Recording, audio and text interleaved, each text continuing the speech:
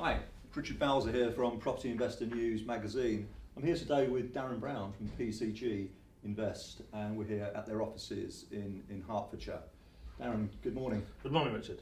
Hi. Can you tell us a little bit about the company, what you do? Yeah, well, PCG are helping source investment properties for our international client base. Right. So we started as a holiday home company 5 years ago, and the last 3 years have been predominantly about the USA investment market since we've been able to source properties at 10-15 cents in the dollar in some states. We've seen very good yields from those properties, so that's what we're currently doing. We're moving into Europe as well and the UK market, but specifically right now it's the USA property market. And I assume you're talking about residential property?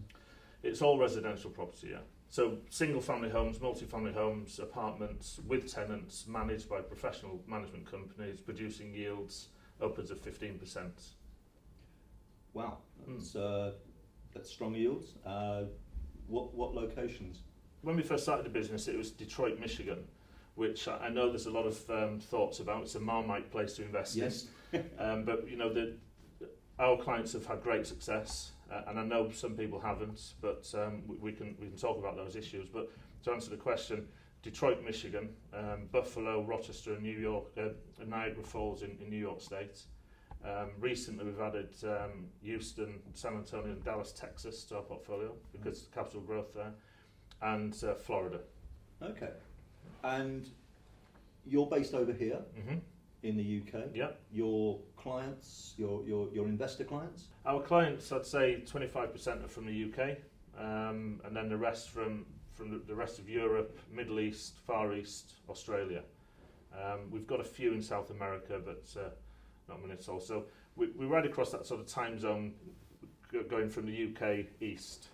And so the reason that we're here in the UK is because there's a market of people here who want to invest that can't readily meet people over in the States to look at properties. So we're here as a filter, as a safe supplier of properties, and to provide an aftercare service, an admin service in hours that suit. Darren, that's great. So typically what would be a purchase price on one of these properties on an individual basis, or do people buy multiple units? People do buy multiple units, but you can come into the market from £25,000. That's a freehold single family home. It's not a share of a property, it's a 3-bedroomed brick built house on a street in America with people living in the property. And those prices do raise eyebrows, I appreciate that. You can get cheaper properties in some of these states. Our experience has shown us that cheap is not good. Buy cheap, buy twice. We're all familiar with the expression. But it's still a very achievable market, affordable market, and the properties go from 25,000 up to 250,000, depending on where you're investing. Right. But you know, for some people, £25,000 is just, well, it's a waste of my time. It's not really a strong enough investment. For others, it's they want to start off slowly. Yes. And a good example would be one client who's a dentist in the UK who did exactly that. He bought one property with us at £20,000 at the time. He's now got 14. So he started with one and he's built up his portfolio. And he got into the market just at the start of when we started 2.5 years ago. And he's producing somewhere around 20% net on his portfolio right now. So obviously the prices that people are paying are reflective, I assume, of what went on in the US 6-7 years ago, and the downturn in the market. You mentioned obviously people buying into ready tenanted units, but who are the typical tenants? Well, the tenants are the people who used to own them. Something that didn't happen in this country as bad as it did in the States was the crisis from the subprime lending market. So over in the States where it originated, it had a devastating effect, and the banks literally had to go and reclaim tens of thousands of properties.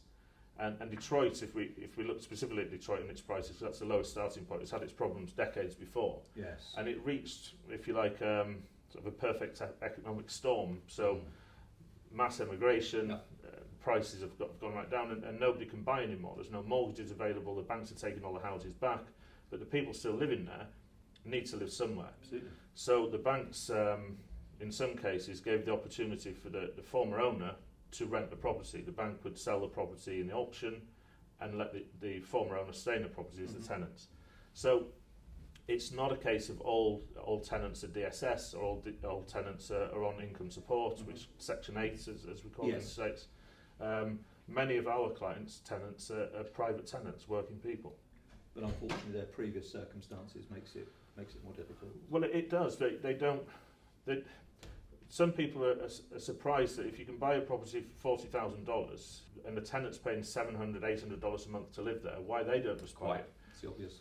Well, not everybody who lives here who pays £800 a month rent has 40 grand in the bank. So, I know for some people, some of our investors, I think they raise their eyebrow at that, but that's life. And when financing does come back, mortgages does come back for these tenants, it'll have a huge impact on prices because they'll go up. Yes. Equally, it'll have a huge impact on rents because they'll go down.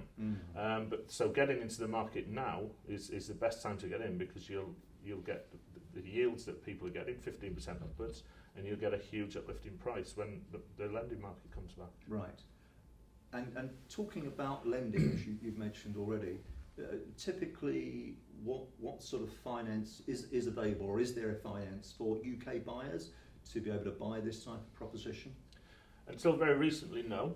But the great news is there is now. Right. And very recently, it's July now, so the back end of June, we had a very large global finance company give us a facility to offer overseas investor finance to its clients. And it's on portfolios of property only. There's a minimum loan amount. Right. So you can't go and buy one house with up to 70% LTV, which is what the offer is. It's on a portfolio of $500,000 and up. So around about £350,000, and you can get 70% finance on that portfolio. On the 350. On the 350.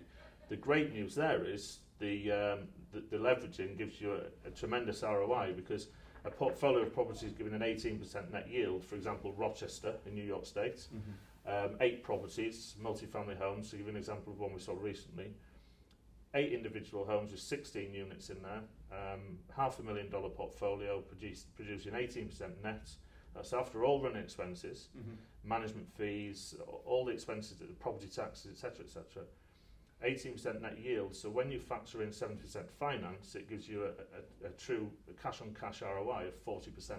Yeah, I was going to say the numbers sound very compelling, and you literally just put literally. I was trying to, in my head, think what would be the ROI. Yeah, so 40% ROI. Yeah. So in real numbers, roughly £90,000 in gives you around about 38,000 a year back with a growing asset. And the two that we've put to market went very, very quickly with existing clients, and we've got a waiting list of another 4 or 5 people just wanting these packages now, and more interest coming. Right. Okay, so you're over here. Yeah. 25% of your clients over here. I assume others are, or different parts of the world. But who's actually managing the assets on a day-to-day basis? Well, what we've done is we've been sure to connect with licensed brokers in the States and professional management companies. So some people have made the mistake of thinking that they can go onto the internet and use a couple of companies, Trullier and Zillow, that like the Zoopla, Rightmove of the UK, and they can connect with a seller in the States, and for some reason, because they're in the States, they trust them, and they buy this house, and they tell them it's tenanted and it's fine. Then they complete on it, and they find out the tenant is the cousin of the seller, and it's not fine, it's a wreck. And so there are some risks involved, and that's why we've been very, very careful to use licensed brokers who have to. Here you can practice in real estate without really too much regulation. I know there are some, but it's a lot stricter in the States. So we have a licensed broker over there who checks every property. All monies are paid over into escrow before you complete. There's a professional third-party inspection on the property. There's full clear title searches on the property, check for all back taxes, encumbrances, etc. And then we use a professional management company to look after the property and the tenants. And then where we come in is we offer sort of a filter and liaison between our clients here, the management companies, insurance companies, the banks, etc., the tax advisors in the States. Right. And what churn in terms of tenants? I mean, as you said already, by the sounds of it, a lot of these people have no choice other than to rent. What would be a typical tenancy length? The average with our tenants we've seen in the management companies we use, and we only use two. So what I don't want to do is categorise ourselves and pigeonhole ourselves as Detroit. So that's where our market started, and that's where the lowest investment starts. Mm-hmm. But we've got quite a large portfolio of properties from Detroit to Rochester to Texas to Florida, and they're all different tenants. So if I start with Detroit, the average length of time a tenant stays is around 3 years. Right. And last year, to give exact figures, we had occupancy rates of over 99%. Where tenants do move out, we very quickly re-tenant them, and we've put some assurances in place for people in the lower price distressed states like Detroit and New York, where the management company, we've asked them to put their money where their mouth is and say, look, you've managed a property, you know the tenants. We're only going to sell the property once it's been managed for 6 months, and we can see a lease agreement and a rent roll history. If something does go wrong in the first 12 months, the tenant moves out, they want lots of work doing to the house, you're going to provide an assurance that the new owner doesn't suffer financially. So in that respect, we provide a 12-month term of rental assurance and a 12-month no maintenance warranty. So any costs that come up in that period won't be borne by the investor. If we move to the other end of the spectrum, Texas, they're Class A properties, white-collar workers, they'll be there for many, many years. But, who knows? A tenant could move out. Mm-hmm. They could move in today and lose their job tomorrow and have to move out. In that case, it takes around 30-35 days to re-tenant the property. Okay, well, anyone coming into residential property investment has to allow for the fact that people's circumstances change. Absolutely. And you do not want to be so thinly stretched that you can't deal with the odd void period. Mm-hmm. Absolutely. If you look across the board, we have very few cases of eviction. I don't know what, I'm not heavily involved personally in the UK market, so I can't really compare the two. But people ask me a lot, how do I get tenants out? Well, we don't really have too many issues with that, but if we do, and we've had a couple, mm-hmm. It's quite a strict process, and it takes maximum, including all appeals, around 42 days from start to finish to get a tenant out. Here, I believe it can take months and months. Indeed, yes. Yeah. So that's good, and the management companies over there are experienced, the professional people, and they deal with the tenants in a way that's suitable for them to in the areas that they're dealing in. Professional people go and meet the tenants and say, look, you're not paying your rent. You know how the laws work here. You're going to have to leave, and during that time they'll interview more tenants to come in, and those tenants are not just on an ad hoc basis. They're vetted, they're interviewed, they have to provide references, they'll have to pay a deposit. So like here, it's a selection process. It's mm-hmm. not just an open door policy, move in and when you finish, leave the keys. So these properties, although they're cheap, are an affordable investment version of the UK market. Yes, completely understood. You've mentioned the two different types of areas. So you've got the high yield areas in I think you mentioned New York State and also... Yeah, upstate New York, Rochester, Buffalo, Niagara Falls. So they're on the borders of Canada, where prices over the border are 10 times the price. But their upcoming places, Rochester is a big university city, the second largest city in New York State. It's got a very high degree rate. A lot of Silicon Valley companies are moving up to Rochester and Detroit to take advantage of a skilled labour market, cheaper premises. So these places are up-and-coming markets. And then we look at that's where the high yields are, the cheaper properties. And then we look at Texas, where the main investment there is capital growth, somewhere between 8 and 12%, depending on where you are. And Forbes.com, I think you may be yes. aware of them, they've just released their number one investment cities of 2015, and 5 of the top 10 are in Texas. Number one being Houston, Texas. Right. So the old adage of follow the money. Well, there you go, and there's huge employment in Texas at the moment. Property prices are not reflective of the market. They're growing at a substantial rate, between 8 and 12% a year, and that's what they've been doing for the past 2.5 years. So yeah, and very affordable. A 4-bedroom, 5-bedroom, brand new property, fully refurbished. The American dream home, as you would picture it in your head, with a big kitchen and a big fridge, etc., and a nice yard. You know, you can get in there from around £100,000, and your actual investment would be 40% of that, because it's 60% financing. So £40,000, £45,000 will get you a 4-bed, beautiful home in Texas, going up at 8, 10, 12% a year. For around £100,000. Pounds, that's right, yeah. And rental income in pounds? Yeah, the net yields between 7 and 8%. Okay. Yeah. So you can finance 60% of it, which brings your net down a little bit. You're not getting a huge income, but it's the term wiping its face. Yes. That's what you'll get, and you'll get a nice capital growth on the property over the coming years. Well, yes. I mean, in the US, it's no different from the UK. There are, when we look now, central London, gross yields of around 2% for single lets, and there are parts of the UK where you can get considerably more. But of course, the trade-off is the capital growth prospects, because obviously London, very, very strong economy, and as you're pointing out, with the recovery of the US economy, some locations are now motoring ahead, and by the sounds of it, Texas, most certainly, the parts that you referred to, are on an upward curve. Yeah. If you're looking for a like-for-like investment, southeast of England, so nice properties in high employment areas, with strong capital growth expectancy, then Texas is a place. Houston and Dallas are the places to be. £100,000 for a 4-bedroom house is the crazy figures for us here in the UK, with professional white-collar workers, and even with financing, you'll still be getting somewhere around 4 or 5% net yield on your investment. So if you want a like-for-like investment, Texas is a place. That's quite a compelling proposition, I would say. Great. Darren, you mentioned already that you have a dispersed client base. Typically, what are clients looking for? What are they trying to achieve in terms of their aims and aspirations when investing in the US? Yeah, well, income is the main one, but funding university for the children, retirement coming up.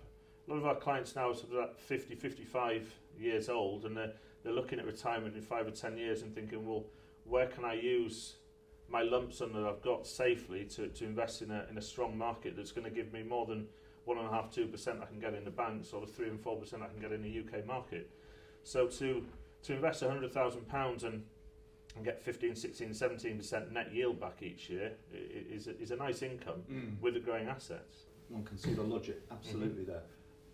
You mentioned also, in terms of the investing locations, you mentioned Texas, but also you mentioned the fact that historically you were focusing a few years ago on locations which, to be fair, received some degree of notoriety in terms of bad press. Detroit being an obvious example. This was a location that we reported on in Property Investor News previously, I think literally about 2 or so years ago, and I can remember from the article quotes where clearances within the city centre were taking place. What's been your experience in the last 2 years, and what have you seen?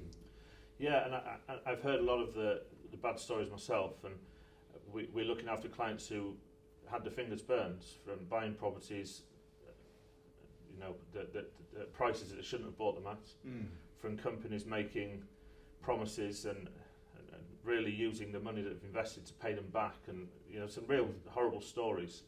But if you get it right, and we have, there are some very, very good opportunities. And you mentioned clearances. That's great, because what's happening is they're knocking down all the derelict stock. Right. And for every 2 houses are knocked down, they're making it into one plot to build one back.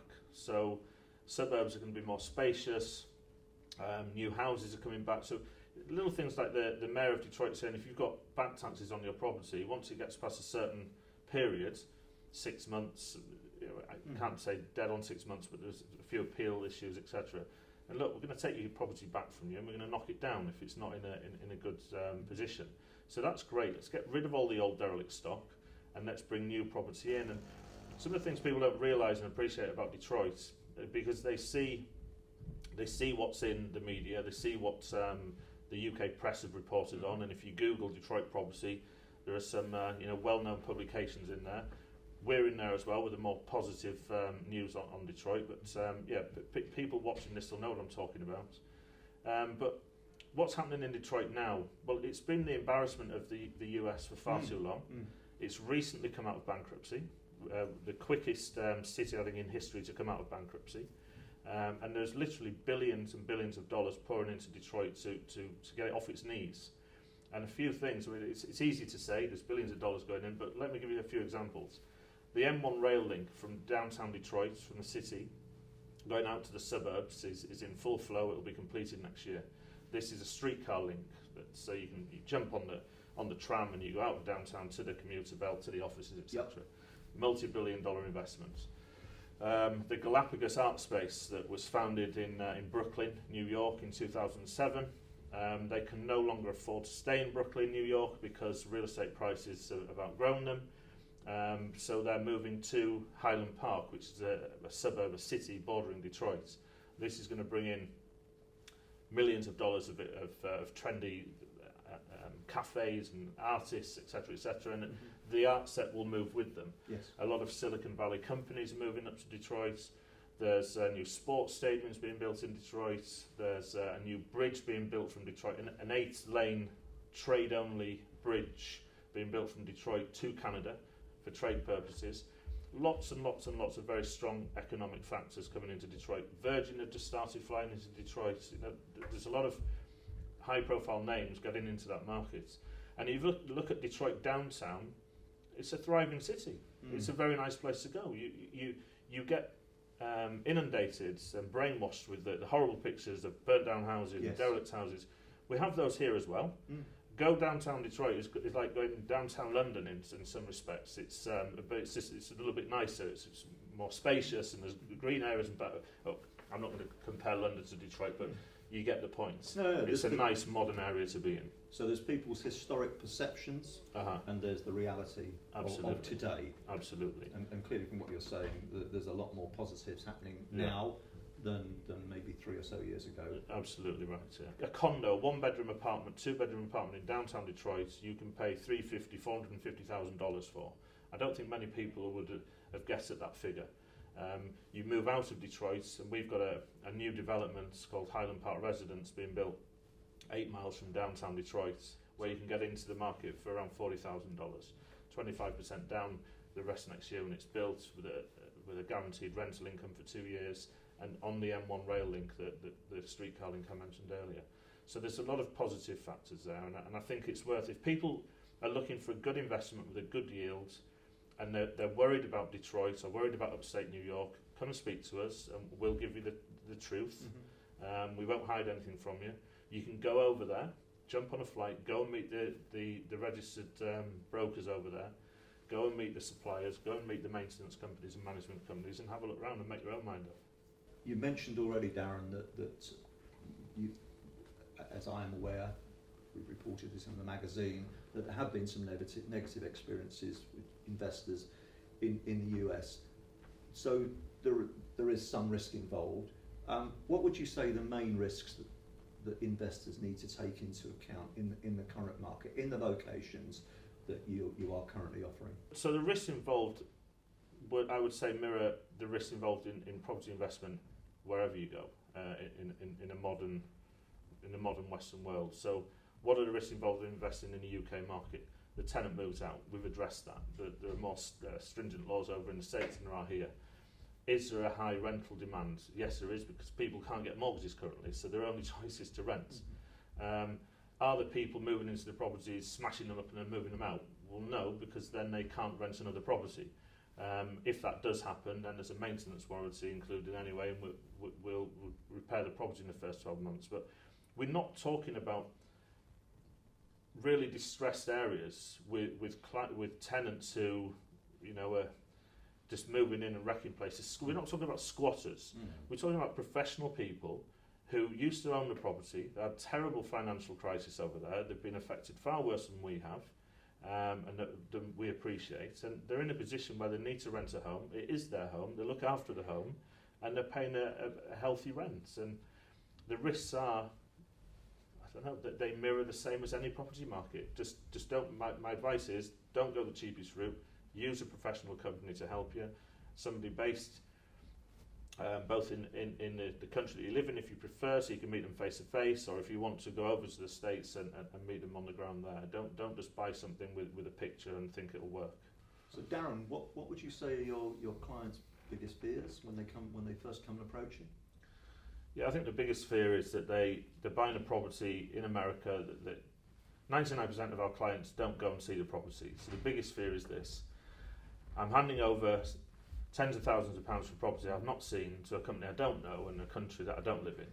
Well, the safeguard that we give you there is a very strict due diligence process, in so much that before you even commit to buy a property, you're provided with a third-party inspection of the property. You're provided with title documents from a local title company to show there are no debts and encumbrances on the property. You're provided with a signed lease agreement from the management company, and you'll see a current rent roll history of the property. Once you've approved all of those things, then you can move forward and complete on the property. Your money is paid into escrow to a title company, not to my company or to an individual in the States. So it's a highly regulated process. And if anybody wants to go through the steps in finer detail, then we're happy to discuss it with them. Darren, that's a comprehensive reply to that particular question. So this is Richard Bowser from Property Investor News magazine, here with Darren Brown of PCG Invest. Darren, thank you. Thank you, Rich.